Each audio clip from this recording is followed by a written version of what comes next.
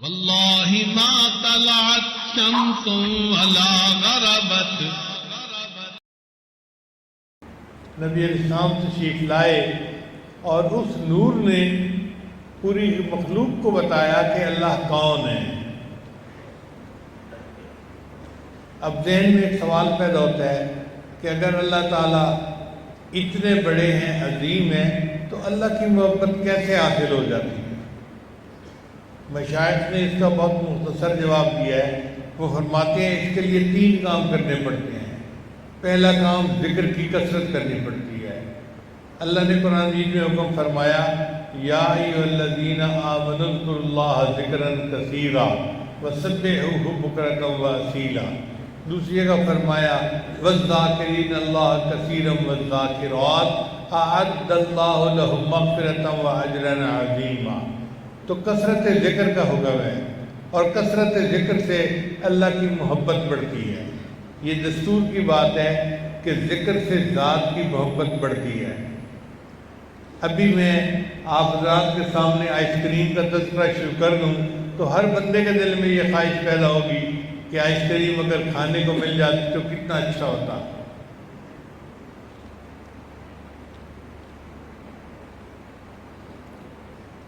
تو پہلا کام ذکر کی کثرت اور دوسرا کام ذاکرین کی صحبت میں بیٹھنا، اللہ والوں کی صحبت میں بیٹھنا.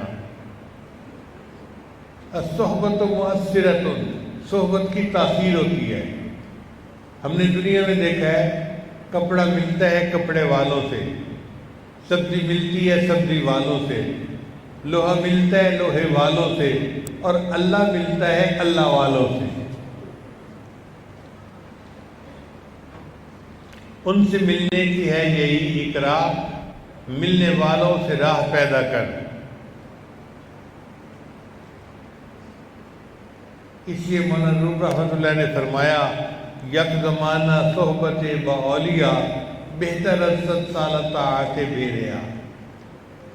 تو پہلا کام ذکر کی کثرت کرنا اور دوسرا کام ذاکرین کی صحبت میں بیٹھ،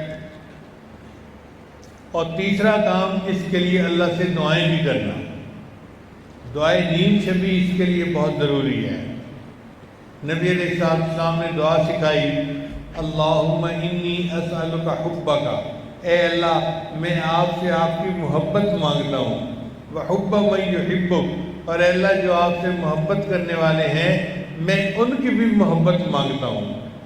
اللہ اپنی بھی محبت دے اور جو آپ سے محبت کرنے والے ہیں اللہ ان کی بھی محبت مجھے عطا فرما دے.